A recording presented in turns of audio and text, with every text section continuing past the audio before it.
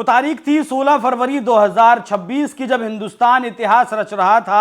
दिल्ली में AI summit चल रहा था। 100 से ज्यादा देश यहां मौजूद थे, 20 से ज्यादा देशों के राष्ट्राध्यक्ष मौजूद थे, 300 से ज्यादा मंत्री मौजूद थे, सैकड़ों सीईओ मौजूद थे और 600 से ज्यादा स्टार्टअप मौजूद थे। इस कार्यक्रम में यूथ कांग्रेस के कुछ नेताओं ने, या फिर कहें कि कुछ गली के गुंडों जैसे टाइप लोगों ने नंगाई करने की कोशिश की। टी शर्ट उतार कर वहां पर कॉम्प्रोमाइज मोदी जैसे नारे लगाए। हालांकि उनका परिणाम वहीं साथ के साथ लोगों ने दिया भी, उन्हें लतियाया गया जूतों से, चप्पलों से, बेल्टों से। लेकिन वो घटना एक देश को मतलब शर्मसार करने वाली इंटरनेशनल लेवल पर घटना थी। उसके बाद राहुल गांधी कांग्रेसियों को संबोधित कर रहे थे और बहुत ही मतलब बेशर्मी वाले अंदाज में वो कहते हैं कि देखा ना, काम कर दिया एआई समिट वालों ने। तो इसी विषय पर आज चर्चा करेंगे। नमस्कार, मैं हूं आपके साथ अभिषेक पुंडीर और मेरे साथ मौजूद हैं सुमित शशांक जी। सर, बहुत स्वागत है आपका। धन्यवाद। राहुल गांधी का वो वीडियो आपने जरूर देखा होगा, जिस अंदाज में राहुल गांधी ने वो कहा। अगर राहुल गांधी नहीं भी कहते तो भी ठीक था, लेकिन कहकर राहुल गांधी ने क्या जताया कि वो उन्होंने ही करवाया है। देखिए, देश की राजनीति में राहुल गांधी को नॉन सीरियस, नॉन पॉलिटिकल नेता के रूप में जाना जाता है। ठीक है, लेकिन ये व्यक्ति नॉन सीरियस, नॉन पॉलिटिकल होने के साथ साथ डिस्ट्रक्टिव मेंटालिटी का व्यक्ति है। ये पूरी तरीके से देश की जनता जान गई। 2014 के पहले भी जिस तरीके से डिस्ट्रक्टिव मेंटालिटी कांग्रेस के अंदर चल रही थी, 2014 के बाद जैसे ही ये सत्ता से बाहर होते हैं, तो उसके बाद पहली बार और इतने लंबे अरसे के बाद कांग्रेस पार्टी जब सत्ता से बाहर होती है तो ये डिस्ट्रक्टिव मेंटालिटी पूरी तरीके से सामने आ जाती है। जॉन सोरस के एजेंट की तरह, चीन में जिस तरीके से मेमोरेंडम ऑफ अंडरस्टैंडिंग साइन किया, तो चाइना के एजेंट की तरह मेक इन इंडिया को लगातार गाली देने का काम किया। एक भारतीय संविधान और भारतीय संविधान प्रदत्त अधिकारों से लिप्त भारत की संसद, जिसका मजाक उड़ाने का काम राहुल गांधी ने लगातार संसद के पटल पर बैठ करके, चाहे वो अध्यादेश फाड़ने की बात हो या फिर महत्वपूर्ण मुद्दों का मजाक उड़ा करके हो, उन्होंने लगातार प्रयास किया। सामान्य परिस्थितियों से जन्मे हुए लोग जब वो लीड करते हैं तो राहुल गांधी को दिक्कत होती है, तकलीफ होती है कांग्रेसियों को। ये बात स्पष्ट है।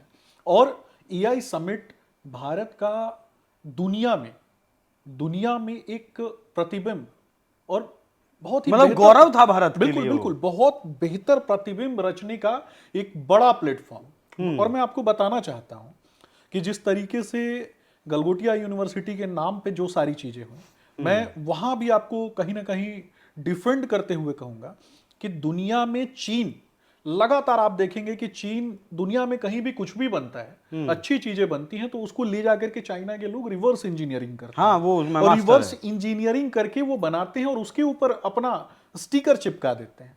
और भारत में एक भाषा शैली का ज्ञान रखने वाली एक महिला ने, जिसको जानकारी नहीं थी, हालांकि उसमें गलगोटिया की मुझे लगता है कि उस यूनिवर्सिटी की कहीं ना कहीं कमी है, लेकिन एक व्यक्ति के कारण पूरे एआई समिट को बदनाम करने का काम जिस तरीके से किया गया, और उसमें चार चांद लगाने का काम कांग्रेसियों ने किया। कांग्रेसी ये जो इनके युवा मोर्चा के लंपट लड़के जाकर के वहां नंगा नृत्य करने का काम कर रहे थे, और आपने अपने जिस तरीके से आपने शुरू में ही बताया कि जूते चप्पलों से आम जनता ने उन लोगों का स्वागत किया, जूते चप्पलों से उनकी पिटाई हुई।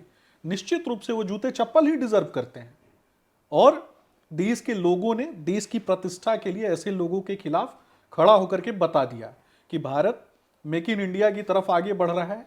और आज ब्रह्मोस जैसी मिसाइल किसने बनाया? भारत ने ही बनाया। इससे आगे बढ़ के आप देखिए, मिसाइल टेक्नोलॉजी में आज पूरी दुनिया देख रही है कि ईरान से मारे गए मिसाइलों में से कई मिसाइल जो हैं उनको अमेरिका और इजराइल रोक नहीं पाते हैं, कुछ मिसाइलों।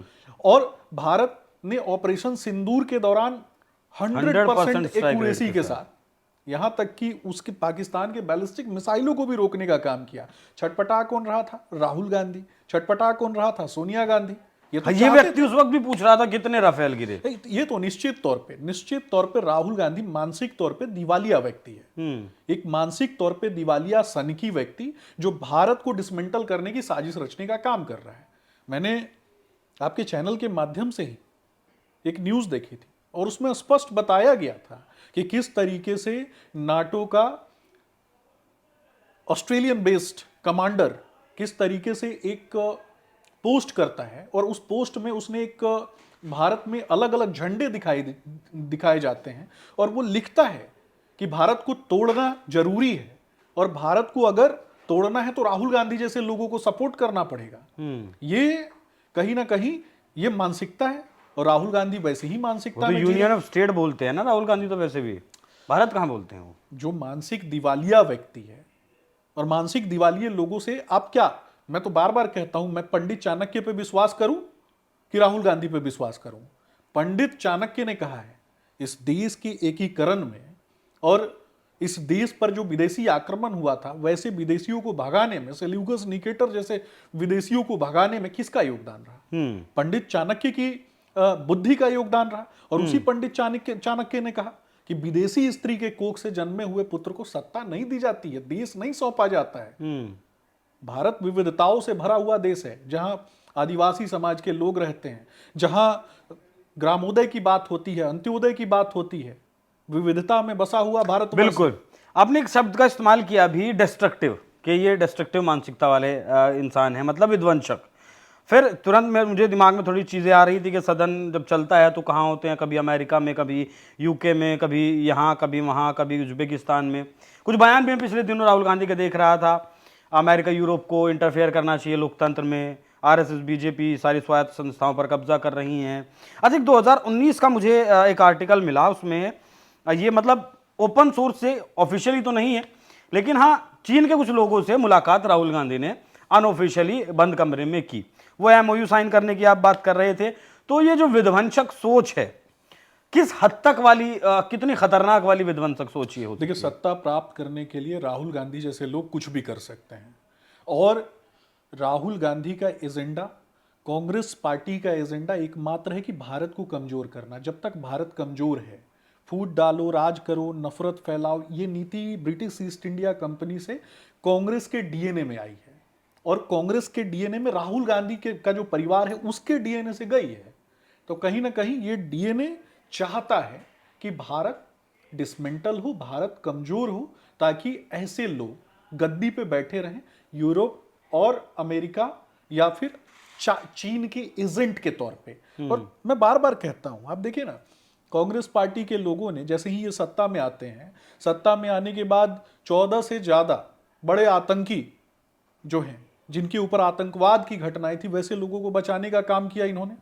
इसके अलावा याकूब मेनन को जब फांसी हो जाती है तो उसके लिए कोर्ट का दरवाजा इनके वकील खुलवा देते हैं, इनके नेता खुलवा देते हैं।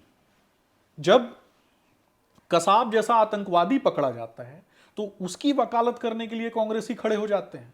ये कौन सी मानसिकता है? एक नफरती मानसिकता, एक जिहादी मानसिकता, एक गुंडों की मानसिकता, भारत को समाप्त करने वाली मानसिकता। इनको नफरत है हिंदू धर्म से, इनको नफरत है, इनको नफरत है राम मंदिर से, नफरत है, इनको नफरत है भारत भूमि से। और ऐसे लोगों से मुझे लगता है कि देश की जनता को नफरत है। इसी कारण से ऐसे दो मुहे लोगों को भारत की जनता ने हाशिए पर खड़ा कर दिया है। बिल्कुल बिल्कुल। 3 लोकसभा चुनाव कांग्रेस पार्टी हार चुकी है। 100 से ज्यादा छोटे बड़े चुनाव राहुल गांधी ने जब से लगभग कमान संभाली है तब से हार चुकी है। तो मतलब हाशिए पर कांग्रेस पार्टी 3 राज्यों में बची है। उसके बावजूद भी राहुल गांधी का जिस तरीके से बयान है और वो जिस तरीके से, जिस बहुत खराब वाली मुस्कुराहट के साथ जो राहुल गांधी ने शब्द कहे थे, वो वाकई में बहुत ज्यादा खराब थे। और आम आदमी भी जो पॉलिटिक्स नहीं समझता है वो भी उन शब्दों को, उस व्यवहार को जरूर समझता है। शशांक जी, आप स्टूडियो आए, बहुत धन्यवाद आपका, इस विषय पर आपने चर्चा की। बाकी आपका इस विषय पर क्या कुछ कहना है कमेंट बॉक्स में अपनी राय जरूर दीजिएगा। बाकी जाते जाते राहुल गांधी का वीडियो भी देखिए। लोग कहते हैं एआई, सुना होगा आपने, एआई सुना? यहां पे अभी जो समिट हुआ था, सुना आपने? हाँ, कर दिया काम यूथ कांग्रेस वालों ने।